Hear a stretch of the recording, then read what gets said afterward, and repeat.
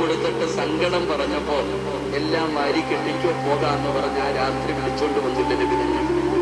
അള്ളാഹുവിന്റെ പ്രവാചകൻ സല്ലല്ലാഹു അലൈഹി വസല്ലമ തങ്ങള് എല്ലാം വാരി കെട്ടിക്കോ ഇന്ന് തന്നെ പോകാം, ഇനി ഈ വീട്ടിൽ ജീവിക്കണ്ട എന്ന് പറഞ്ഞ് വിളിച്ചോണ്ട് വന്നില്ല. ഉമ്മമാര് പഠിക്കേണ്ടതില്ല. എടോ, ഇന്ന് കുടുംബ ജീവിതം തകർന്ന് തരിപ്പണമായി. ഇന്ന് വിവാഹ ജീവിതം ഇന്ന് തലാഖ് വല്ലാതെ വർദ്ധിച്ചുകൊണ്ടിരിക്കുകയാണ്. എത്രയോ മക്കൾ യതീമാകുന്നു, പ്രശ്നമില്ല.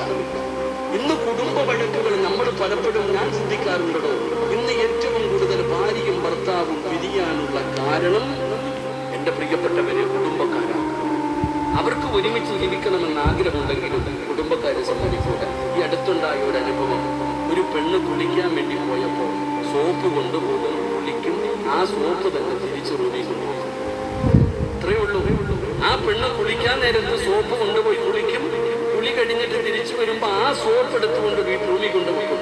ഇത് ഭർത്താവിന്റെ സഹോദരി കണ്ടു. ഈ ഒരു സോപ്പ് കാരണം അവരുടെ കുടുംബജീവിതം തകർന്നു. അല്ലാഹു ഈമാൻ നൽകുമാറാകട്ടെ. എന്റെ പ്രിയപ്പെട്ടവരെ, ഭാര്യയ്ക്കും ഭർത്താവിനും ഒരുമിച്ച് ജീവിക്കാൻ ആഗ്രഹമുണ്ടെങ്കിലും കുടുംബക്കാരെ സമ്മതിക്കാതെ അങ്ങനെ പറഞ്ഞില്ലേ, ഇങ്ങനെ പറഞ്ഞില്ലേ, എന്നോട് അങ്ങനെ കാണിച്ചില്ലേ, തീർന്നോ? അടിയും പഴക്കും